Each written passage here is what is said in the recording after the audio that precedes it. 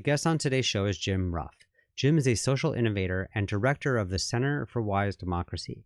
He is the author of the book, Society's Breakthrough, Releasing Essential Wisdom and Virtue in All the People. Jim is also the creator of dynamic facilitation and the Wisdom Council process. I invited Jim to the show because he seems to have more or less the same purpose as I do. He wants to help save democracy. And I wanted him to share with you about his breakthrough process that can allow us to use collective intelligence and individual freedom to solve impossible seeming problems nationally and globally. In this conversation, we talk about how our current society and political culture are terminal, and how they hold a fundamental flaw that threatens to unravel not only our society, but also destroy the entire planet in the process. This means that we have to change, and we need to do it now. And of course, that brings us to talk about how we can use his process to bypass our current system and begin to engage in one ongoing, whole system, choice-creating conversation. And we talk about all the details that it will take to make that actually happen. Thank you so much for listening to the Omni-Win Project podcast. This episode was recorded in July of 2022. And now, my conversation with Jim Ruff. Well, Jim, thank you for being here and welcome to the Omni-Win Project podcast. I'm great to talk to you. Be nice. Yeah. So, I'm part of the reason I'm wanted to really talk to you.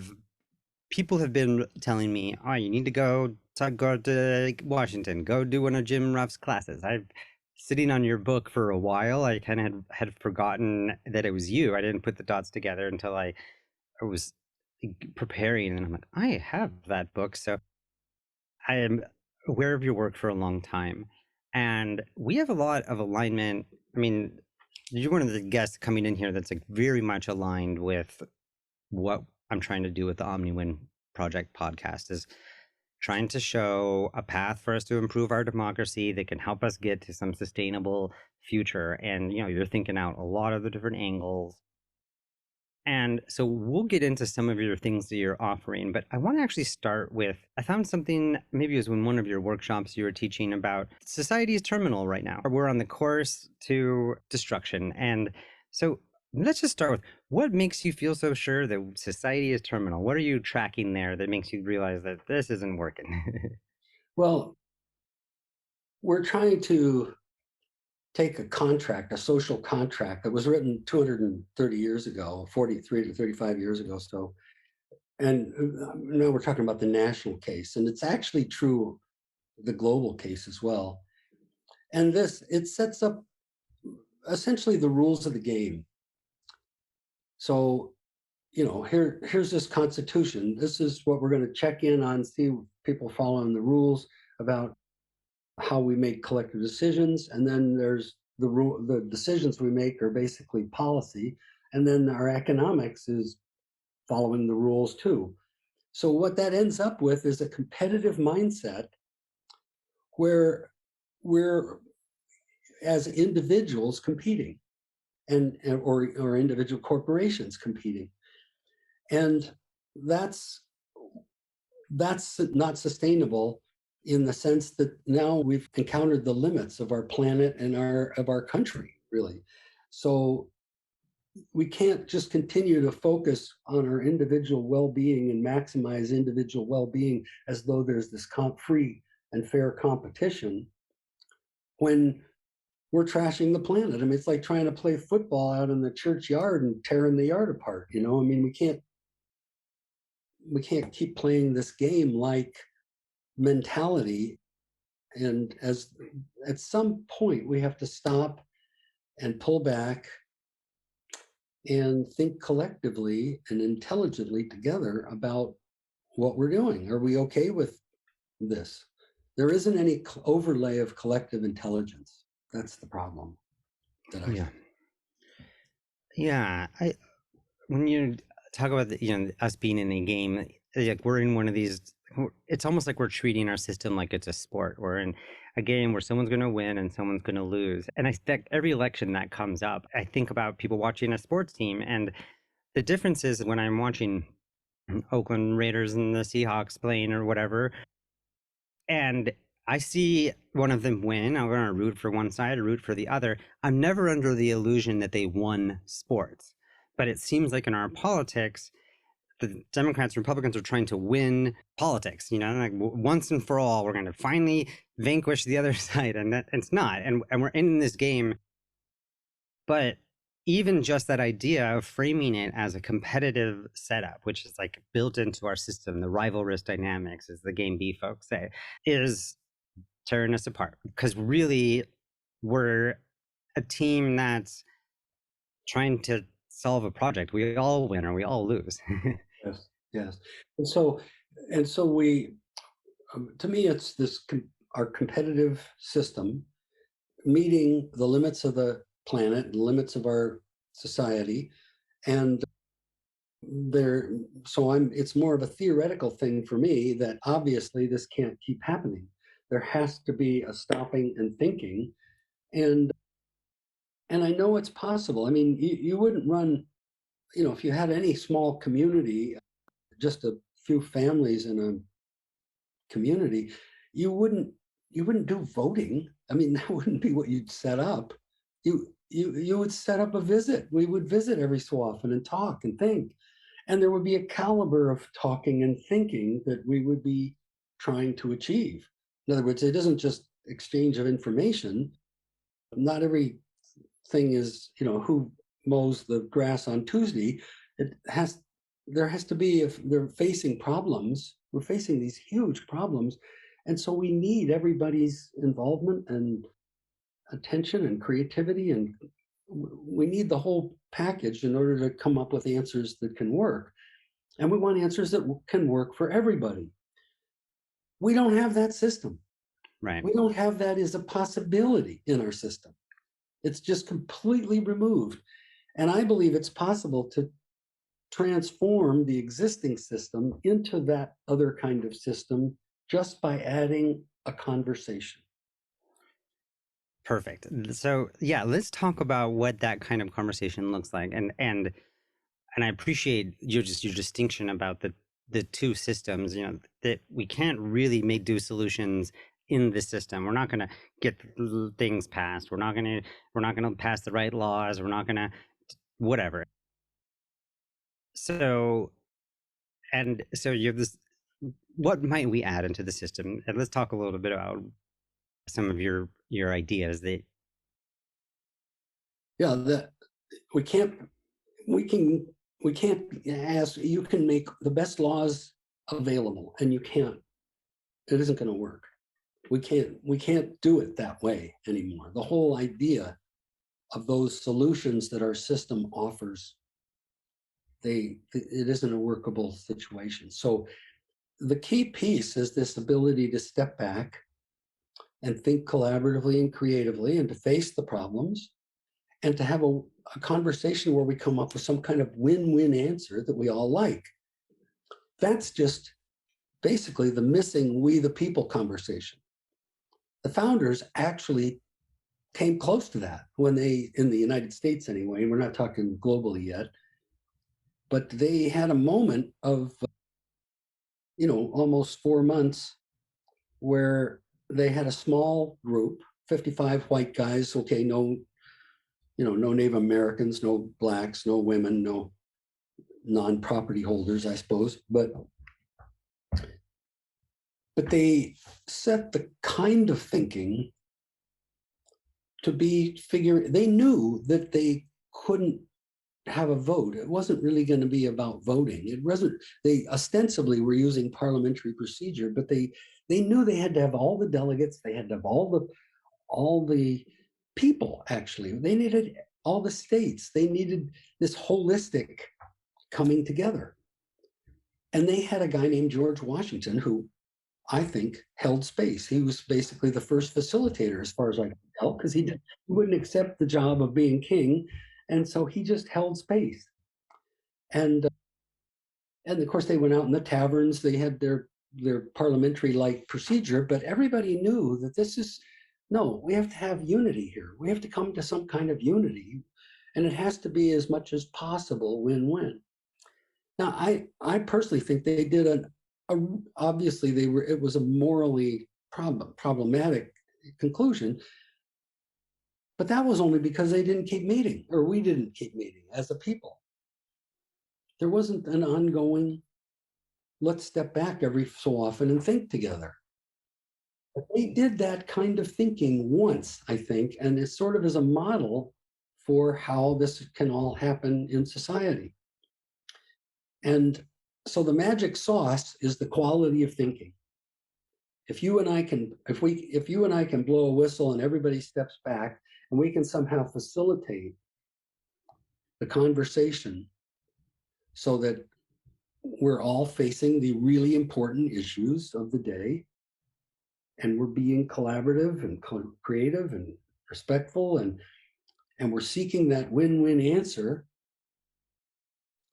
If we can just do that on a regular basis, we've already changed the system. Wow, this is helpful because I hear about in your reading some of your materials, there's this aspect of the repetition of the process. So taking this story, I mean, I hadn't thought about this before, but the process for creating the Constitution or creating the United States was not the process that they weren't following the process that they had laid out. No. Instead, they were in a conversation where they all were trying to figure out the different pieces, and they all wanted to figure it out together, and they couldn't leave anyone behind, right? So they couldn't, let's do this, but Florida, we're just going to leave out, or we're going to leave New York out because they lost the vote, or whatever. So there had to be that work to find that compromise or to find the thing that really assists on something that everyone could get behind. And it's very clever and very beautifully written and amazingly durable document that they put together. There's this idea of like having this regular conversation, because after that, they stopped having the collaborative collective intelligence conversation and started implementing the system. You and I were born into a system of thinking that didn't have this collective intelligence. It didn't have this creative, collaborative, I call it choice creating. I distinguish between decision making, which is what we got. There were decisions get made, and you can do that just individuals voting. I mean, you individually make your judgment. You make an individual judgment, and somebody adds up the numbers, and then we collectively have made a decision. That's not what we're after, but that's what we got. The conversation of all of us trying to find out what's best for everybody is the missing ingredient. So yeah, let's stick with that, and we're going to come back to this choice creating versus decision making piece. I was just recently thinking about, about how the Public Conversations Project, when they first did their dialogue and they did it around abortion and so forth, and in the 80s, and they got all these people, pro-life, pro-choice, all to be in this like very great, intimate building conversation. And that group continued to do it, but clearly that conversation didn't continue to happen, right? So I feel like it points to like, this conversation has to keep on happening. We have to continue to build the bridges. We have to continue to affirm. They don't have any intent of coming up with an outcome that works for everyone. Right. They have what I call dialogue. That's dialogue. There's no collective answer that comes from dialogue. People use the term all the time as though we're going to come up with some answer that works for everybody, but no, dialogue doesn't do that. That's why I'm calling this type of thinking choice creating. That's the kind of thinking where we come together and we face problems and we come up with answers that everybody is excited about, or that's the ideal, or at least that we're all on board with. And that's a creative kind of thinking. It's a creative, collaborative thinking where we make progress through shifts or breakthroughs.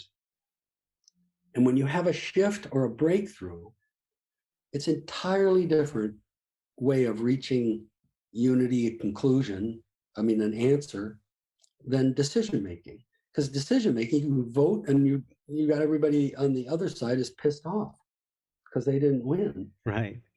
But when you do choice creating and you achieve unity through a breakthrough, then everybody who's different is an asset. Oh my God, thank God you said that different thing, because we never would have gotten to that breakthrough. So it's a process of valuing diversity when you do choice creating, and not necessarily anyway when you do decision making.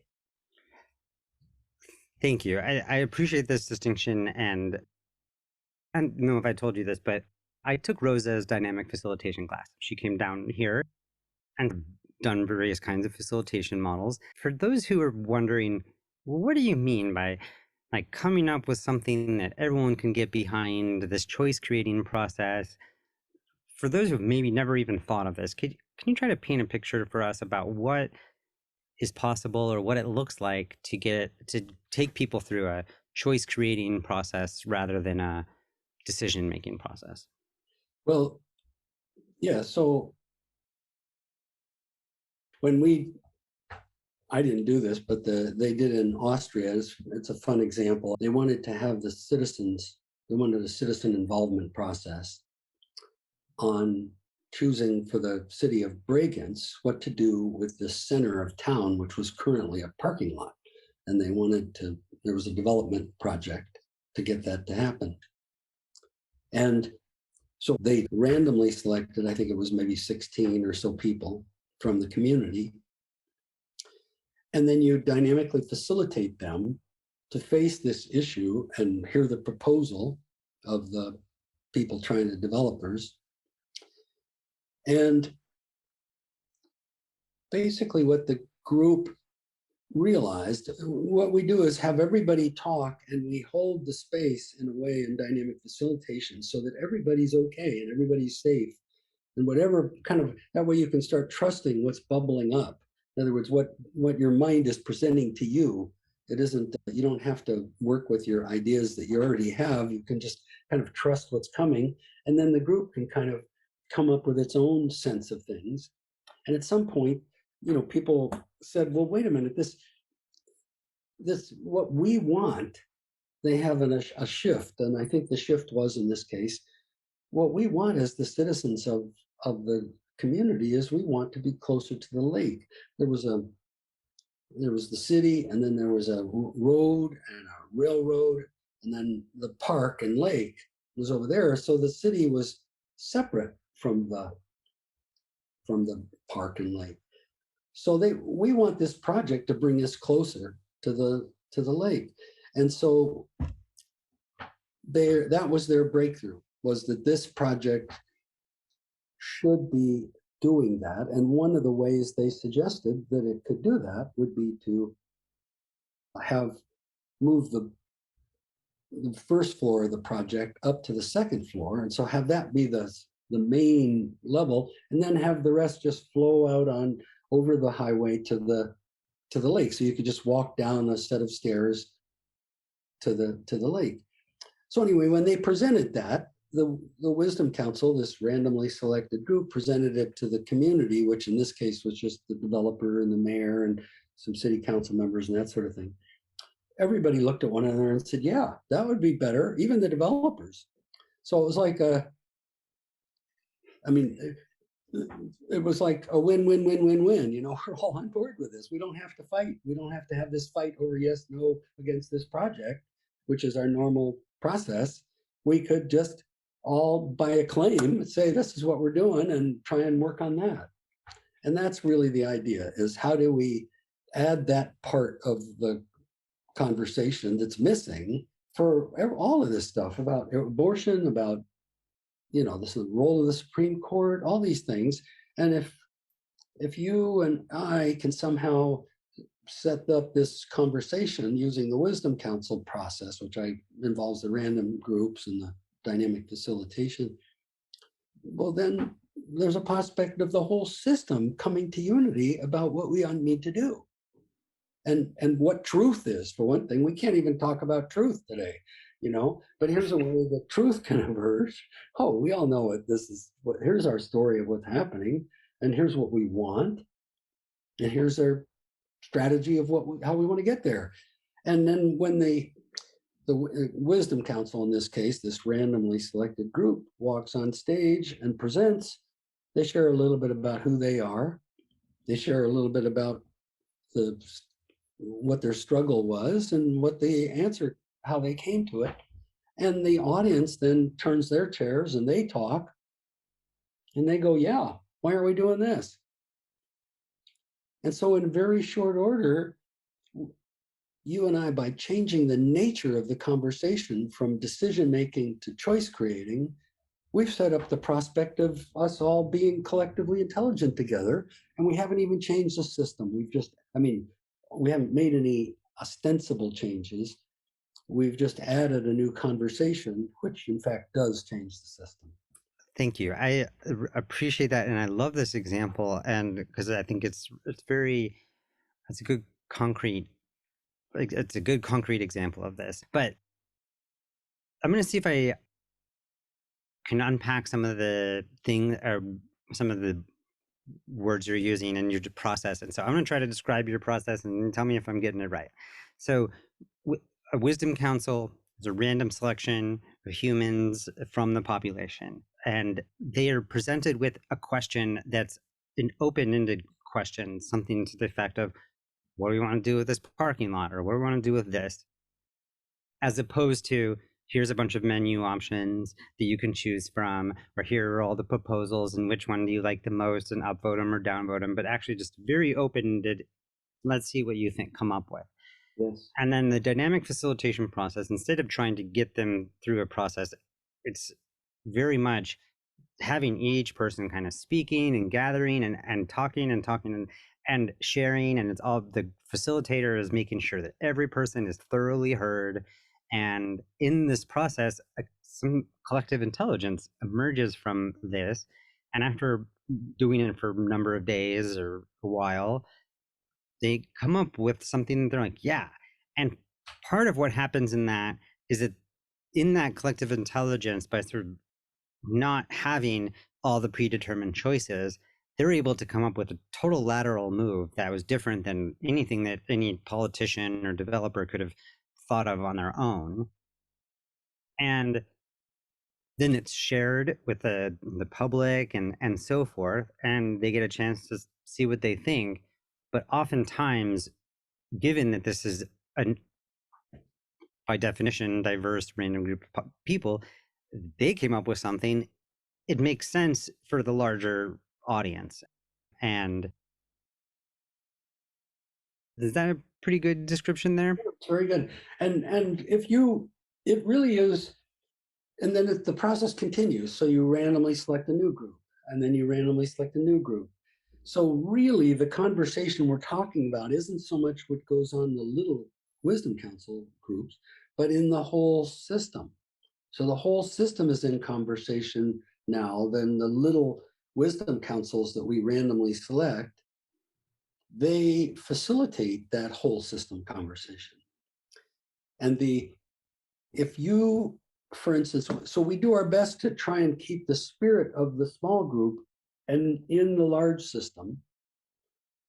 And so if you were the one person that said, oh, wait a minute, these people don't understand something, blah, blah, blah, because you usually get this, most everybody says, yeah, why are we doing this? Because you randomly select anyway. But if you're the one person that thinks, hey, wait a minute, normally you would be ignored, but now we're interested to know what you're thinking. So it's a really inclusive process, even for people who weren't randomly selected. They're just out there in the world and they have a response that's different. We're setting up a process that's inclusive of them too, of everybody. Yeah, and this is, I think Mickey Cashton talks about the importance of the dissenters, right? And if you're having this process and we're trying to come up with something that everyone can get behind, it's actually important data when someone is like, actually, I don't know if I like that.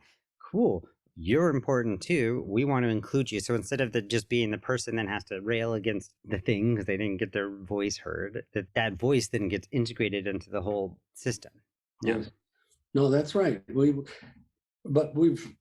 We're setting up the process. So like if you, maybe you didn't think you cared, but once the wisdom council speaks, and now you're feeling motivated. You can write a letter to the editor. You can write a, you might want to go talk to people. I don't know, but so there's a motivating energy that gets established if you are, not if you don't feel part of things. There's somehow we're stimulating the energy of, and we're trusting that energy. We're trusting where it's going.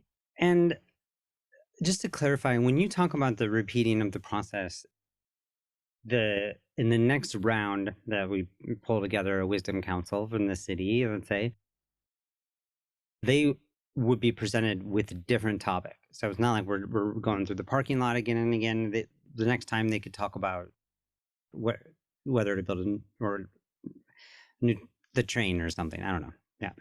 Well, they're really in charge already. So they get to choose their issue no matter what, really. In fact, I wrote my book and I said that the Wisdom Council chooses the issue, but I was thinking in terms of a constitutional amendment to make this happen.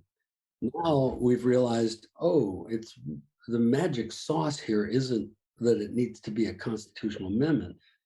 The magic sauce is the quality of thinking, choice creating. That's what makes this whole thing work. But it's not the same. If it's an amendment, then everybody's paying attention to what this Wisdom Council is going to come up with, because it's like, the presidential election. I mean, it's a big deal. But if it's just you and me in the corner here setting this up, we probably need to specify a starting place for this random group. Like, here's a question. And it gives us some leverage too. We can go to the city council or whatever and say, hey, you get to pick the topic, or the issue. And it's really kind of for political reasons that we even come up with the idea that the topic gets determined ahead of time and they don't stay on it anyway. I mean, they can, but some people misinterpret this, because if you have a deliberative council, then you're going to have the issue chosen ahead of time, and you probably have the options specified ahead of time. And, the people get it and they study back and forth and they come up with a recommendation. That's not what we're doing at all. We're just giving them the issue like climate change or something, and they can start there, but maybe they discover that it's not really about climate change, it's about the system, our economic system. Right? So how do we change that? In other words, they've gone way off topic anyway. And they come with a story. When they come and present to the audience, they have a story about how their topics changed, how the issue changed, and where they ended up. And so it's really a little bit like the audience is seeing the hero's journey, if you will. Right. You randomly select these people, and then that's us. That's us. And they have a story to tell. And they say, here's where we got. This is as far as we were able to get on this massive, impossible seeming problem. And they're done. But we turn our chairs and mostly we resonate to what they've done. We're nodding basically. This is, yeah, I can see this. But then we start talking too, but we talk kind of in a similar way. Yeah, we ought to add this piece. And did we add that piece, and gee, they forgot this. And in other words, we're just maintaining an ongoing conversation. And the difference is if you and I set it up, we probably need to specify the issue ahead of time. If it's a constitutional amendment that this is happening every year, maybe we don't. Maybe the group can just pick its own. Yeah. So part of what I'm hearing is that it can be possible to take like a specific topic or something like that and bring it to a group. But when we say it needs to be open-ended, it really needs to be open-ended, because to really be able to find the wisdom, it has to be able to go whatever direction it can go, right? Like, because if we try to give constraints about has to have this much budget or has to think about this way, then we're already imposing the system on this question. So there's different paths on how we can kind of figure out what that topic is. But what I hear in this is a process that can adapt to the complexity of wicked problems or monster problems, as you call them, but these impossible problems, like if you can't put too many constraints on how someone thinks about it if you're really going to try to find a outside the box answer. Yes, So yeah. exactly right. Because the kind of thinking that decision making does is reductive. You don't say, oh, well, we have to break this into smaller parts and we have to, just weigh the different criteria and we blah, blah, blah. I mean, choice creating is a much more holistic, integrated. We can go smaller too, but we also can go bigger. The problem can get bigger. Like if you're just thinking it's climate change, no, it's the whole system or whatever. Now the problem's gotten bigger, and what's curious is that the people feel more empowered.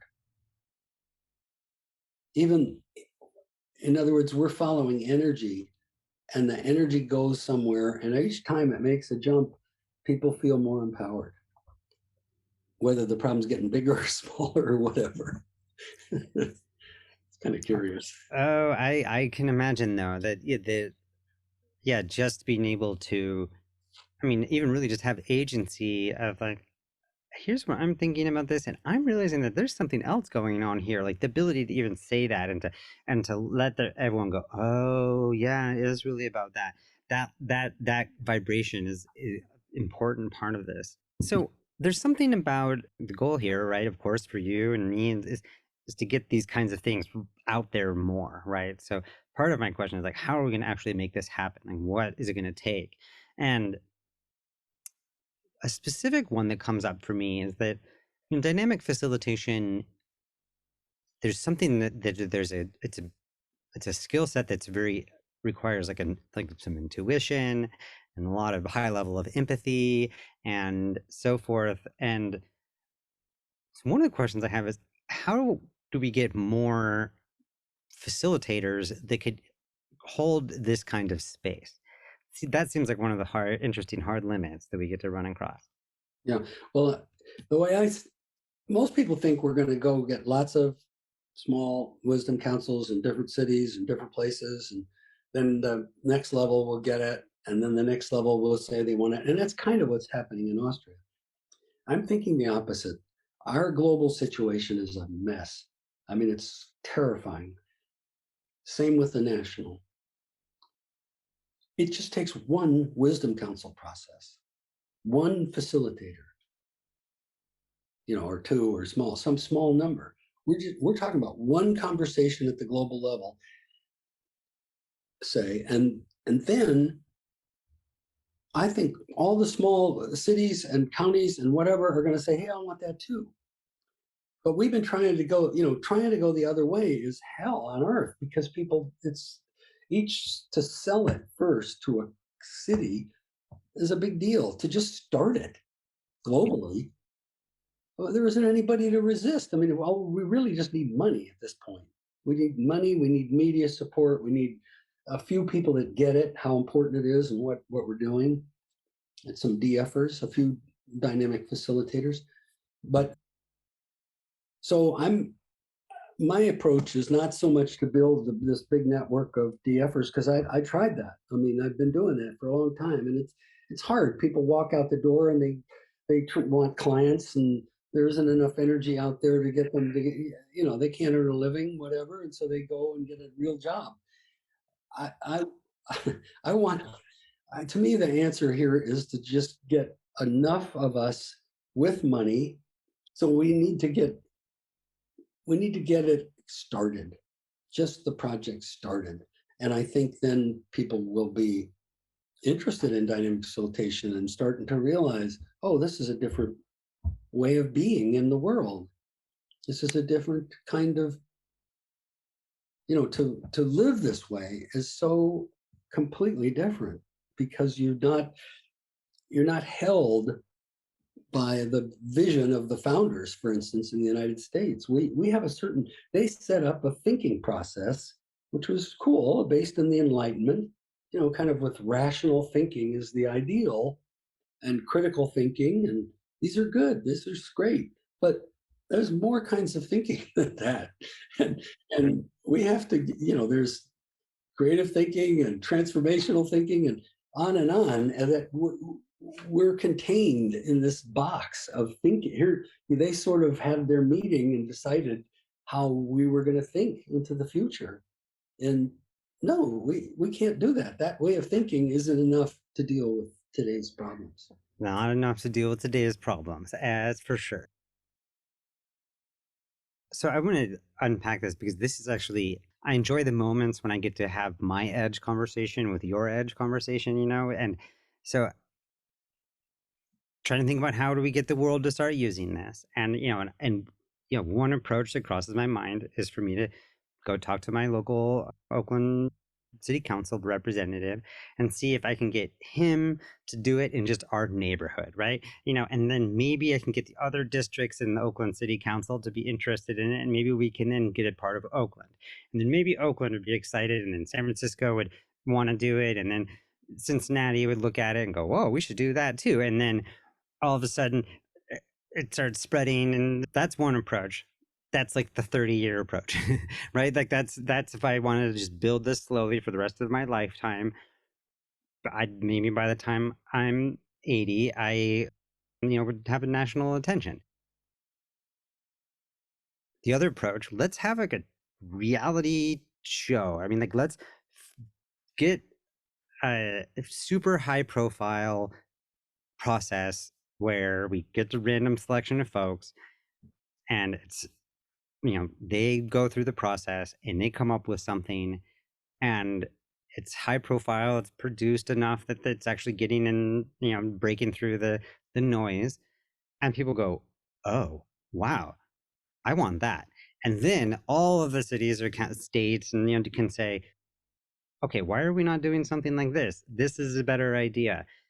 Because one of the huge problems, I think, is we have solutions to the issues we're looking at, but we're not using them. And that's either because people are not aware that they exist, or if they think that they exist, they don't believe that they work. But somehow we got to do a demo that's like a large scale demonstration. Well, that's great. No, I don't even, not sure why we need a demo. If we can just start it. Who are we trying to impress with our demo? I mean, we've done lots of demos.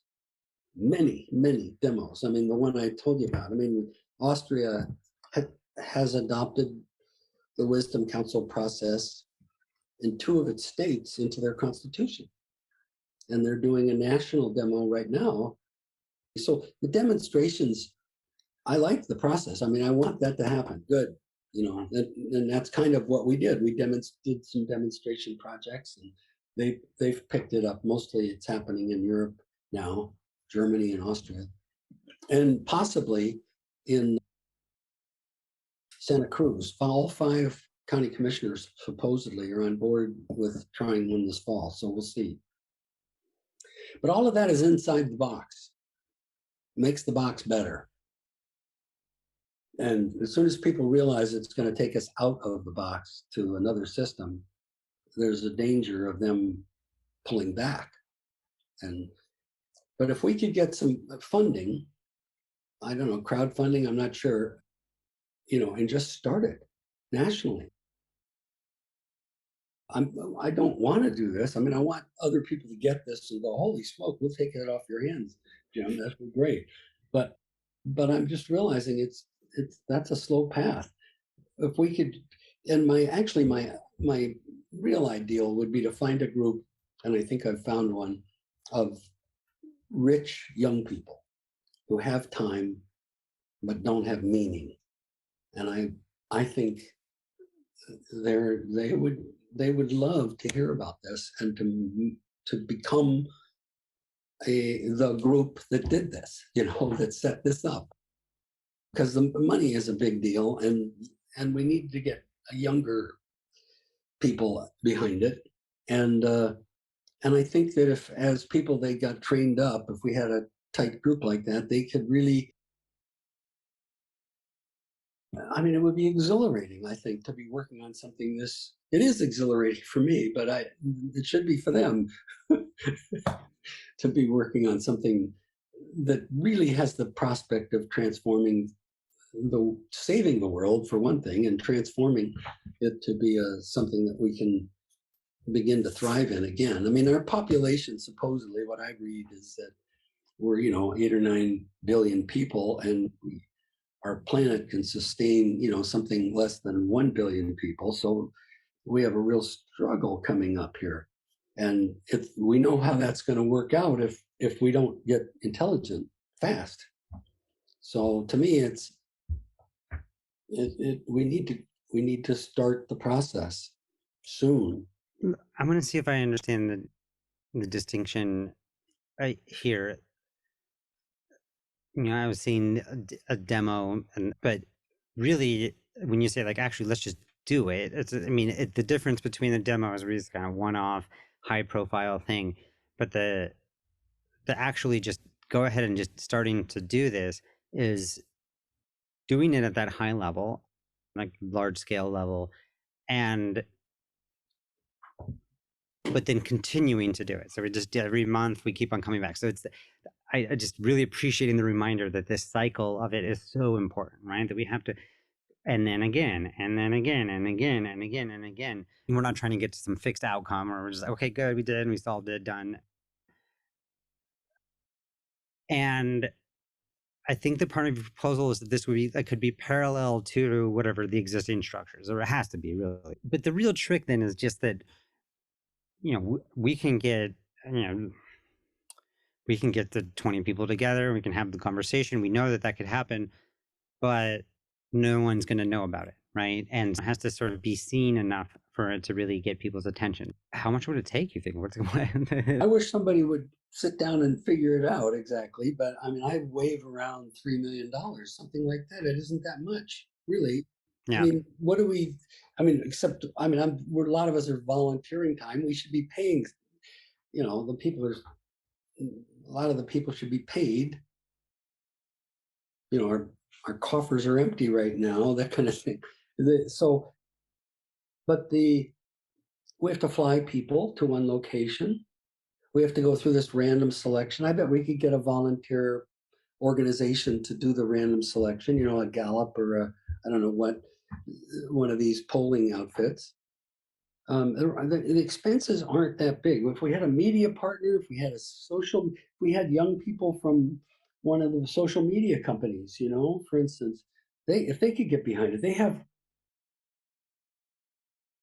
they could actually make money. I don't want to put it in that model, but it's really about, it isn't that big a deal. And most of us really do care about the planet. And here's a way to save it. So we just have to help a few people get it. Oh my God, if we do this, then there's a chance of transforming everything. So we get a few people that are in that space that I keep telling people the response I want from people is, holy shit, this has to happen. I mean, rather than, oh, thank you, Jim, good luck. I mean, I know that isn't working. That's I know. I know exactly what you mean. Upcoming challenge in this project that I'm trying to put together here is that, yeah, exactly, that people are like, oh yeah, I love that idea. It sounds great.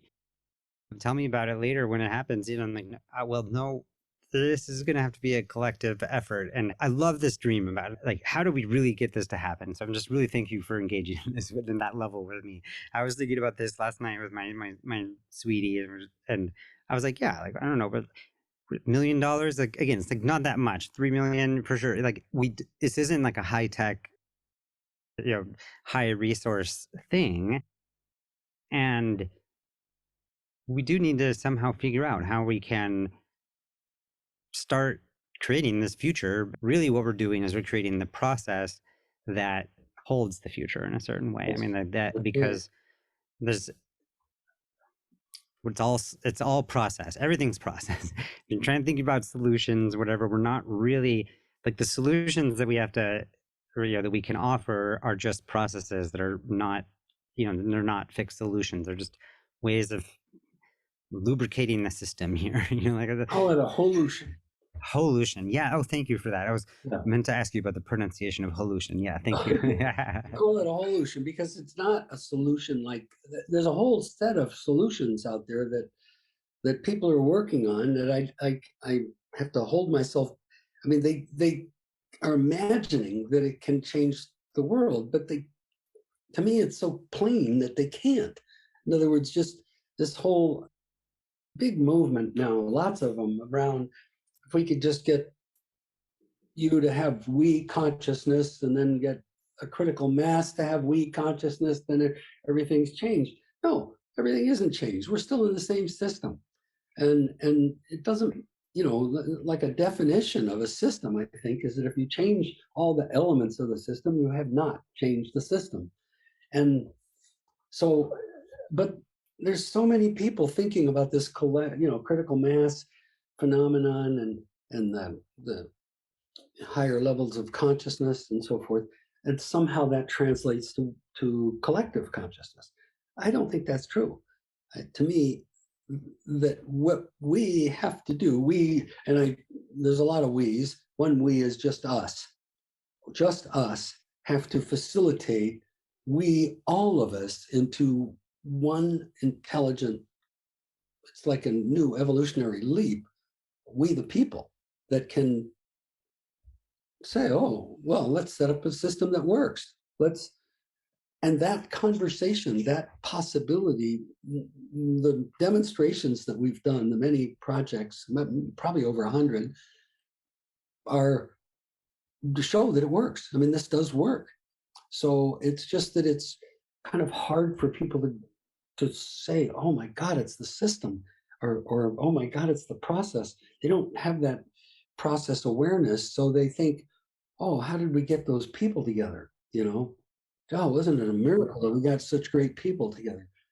Well, yeah, we did, but really it's the system, it's the process that we use that makes it work every time.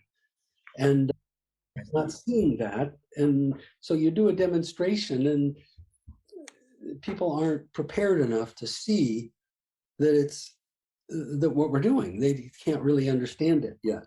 So I think, our idea that we're talking about right now is just getting enough people that get it, like you've been to the seminar. And if we have people that get it and realize what's possible here, and very few people who have been to the seminar get it, that we can apply this globally, and it's a different thing. I mean, that's a real hard step for people to go to. And I went years and years and years, and I really thought I was probably going nuts because, who will save the world from all the strange people who think only they can save it? That's on my wall here. Yeah, it's one of the big watershed moment in my life was a friend saying, "Oh my gosh, Duncan, like you're gonna change the world with all of this," and and I'm like, "Oh no, no, no, no, no! This is a recruiting mission. I cannot change the world.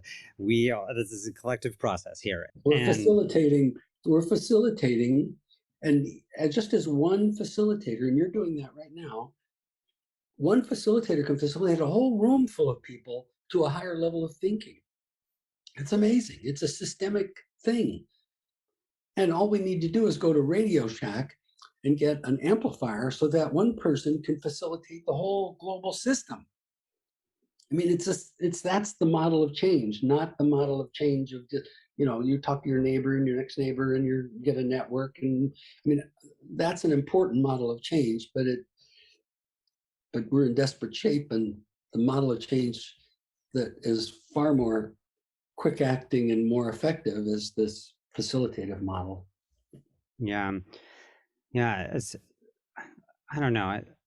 It's a book that I read when I was in high school, I think, but just people were trying to get from like one location to the next, and they had it was like in the 90s, a computer that could figure out the best route to get to the thing. And they needed to get there in a certain amount of time. And their computer was just running to sort of come up with the fastest route.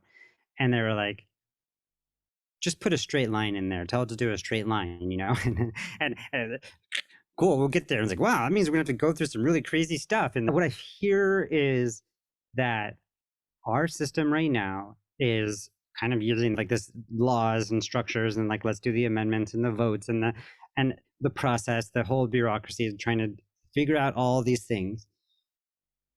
The issues we're dealing with are dynamic, complex, wicked problems, monster problems. And that system is never going to be able to adapt to this.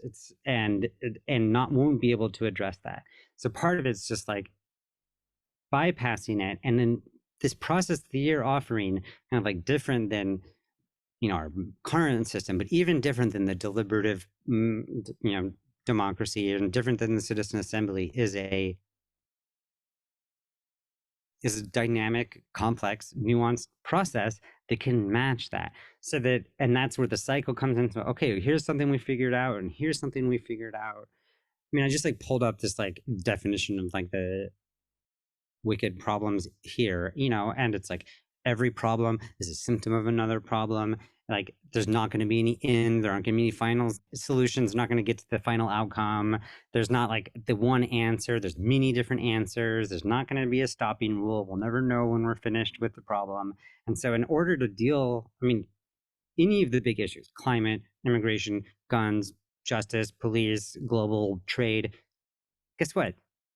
We're going to be talking about that for as long as humans are here. These are always going to be issues. So we need a process that can continue to keep on pointing out the things that we need. And that's the only thing that can start to address these kind of huge issues we have to deal with. Yes. Yeah. Well, the wise democracy, this what I call society's breakthrough. To me, there's 4 social innovations that I'm talking about. One is choice creating, the quality of thinking. The other is, dynamic facilitation, how we can reliably evoke that. The other is the wisdom council process, which works really, really well for systems and large, like organizations and stuff. Now, it's the same thing, really, is to talk about society's breakthrough, except it applies to the national case or the global case, which is actually totally different. So it appends everything. We now live in a different world, and that has to happen. We have to make that transformation. What's happening now, I think, Duncan, is that people are living. Everybody wants to live in world 1. The world we were born into, the one that's supposed to be there, the one with, grandchildren and children and families and sports and shopping trips and blah, blah, blah. That world is on its way out. That world is going to collapse very soon. Some of us have to step into world 2. And sometimes we can't do it all the time. We have to live in the normal world too. But some of us have to stand over here in world 2 and set up the system of thinking that transcends everything that happens in that other box. We have to set that choice creating whole system, 1, ongoing, whole system, choice creating conversation. That needs to be facilitated into existence. So we have to gather a few people to stand in world 2 periodically anyway. We also have to live the normal life and sit there and realize that we are setting up a system of a totally different system, even though we're not changing anything. Everybody gets to stay in world 1. They get to stay in the matrix, if you will, and try and live their lives. But we're going to set up the conversation that's missing, the collective intelligence part. And it's not an option. It has to happen. And that collective intelligence, like you say, it's an ongoing conversation that stays in place, that we're all in it. And that is how we get to survive and thrive. We get to be intelligent on an ongoing basis, dealing with these monster. I call them monster because wicked has a different definition in my mind. But monster problems that seemingly impossible to solve that science will tell you they're impossible, we're screwed. But we always can get collectively intelligent. And I mean, choice creating is about solving impossible to solve problems. So we just haven't started thinking yet. But so what I call society's breakthrough is applying the wisdom council process to the global situation, which means, and the national situation, which means it's redefining you and me. I get ego death for all of us. It's like I don't get to be the person I was before, and others don't either. But we can't anyway. We're gonna physically die if we don't do something. So Yeah, I just these last couple of days, a recurring topic for me has been around like we're on the track to go off the cliff, right? And some people might disagree with that, but we're really, I mean, we're going there, and whatever, lots of different ways we can measure that. And we also know that our train's not working, or our system, we don't have the ability to work on it. It's interesting that there's hesitation to try something different, right? Like with no downside. There's no downside. Nobody can find the downside. No risk alternative process. Like, let's just see if we can come up with an answer to this. And it's interesting that like it's hard to convey. Like, no, really, it's time to start thinking outside the box, like right now. And then, of course, I love it that there's no downside, right? It's like, I mean, yeah, we spent those $3 million and we got everyone to have all these conversations. They came up with a bunch of great ideas, or if they didn't, let's say they didn't, and then it's like, okay, well, but that's very unlikely given the way that this process works. Yeah, when I say no downside, I mean we're not taking anything away from what we have. Right. We're just adding the missing conversation. There's a conversation that isn't there yet, and it doesn't. And at first, I'm sure it'll just be a few people with others not paying attention. But pretty soon, people, I think, will get it that when you have a thing like people resisting government mandates about vaccines, or everybody upset about the Supreme Court going off the rails, it's like, yeah, here's a way to deal with that. You've used up all your answers in the box. There's nothing you can do about the Supreme Court. You're screwed.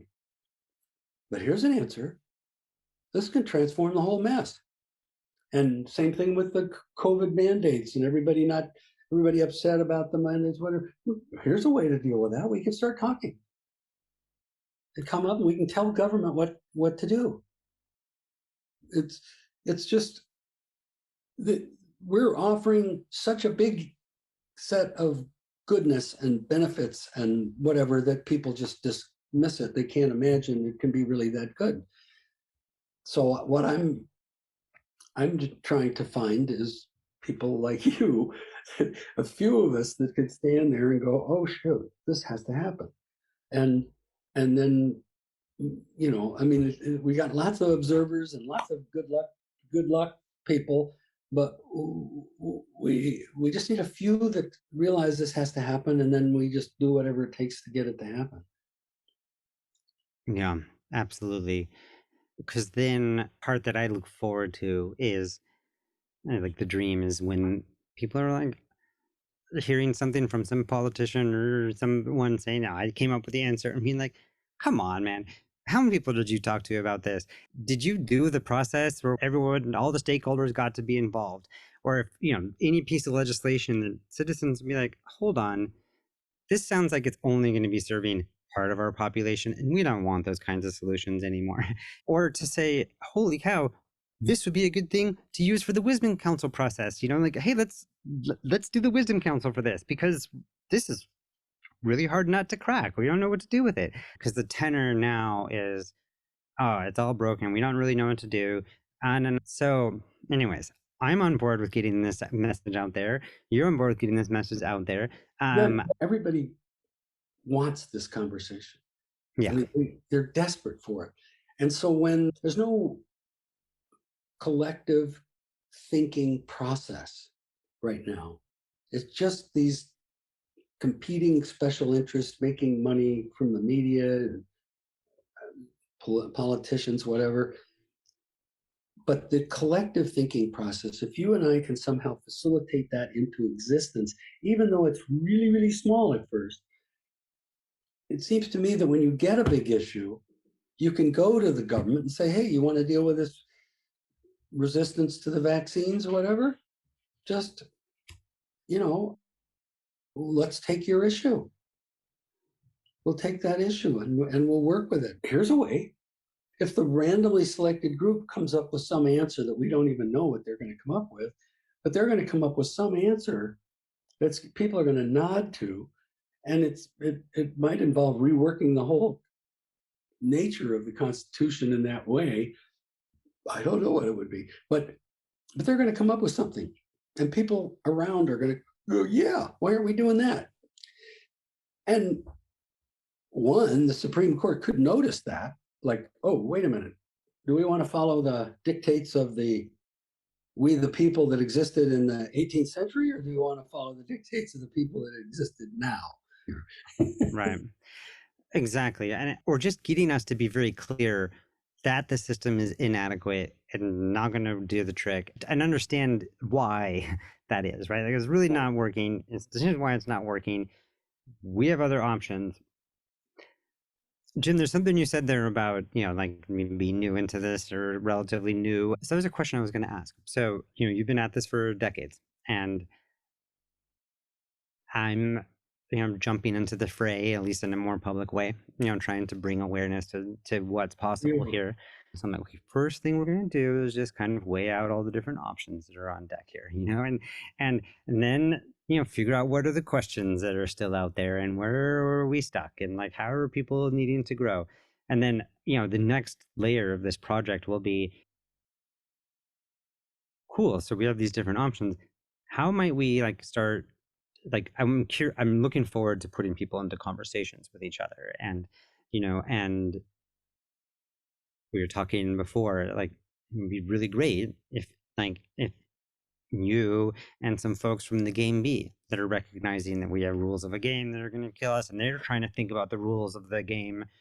They're trying to think about the rules of the game for the future. And actually, Omni-Win is from their world. That's Daniel Schmachtenberger's term for what the opposite of the rivalrous rules, and like the rules of game B would be an Omni-Win culture. And cool, and that's great. I don't know if you know how to do it.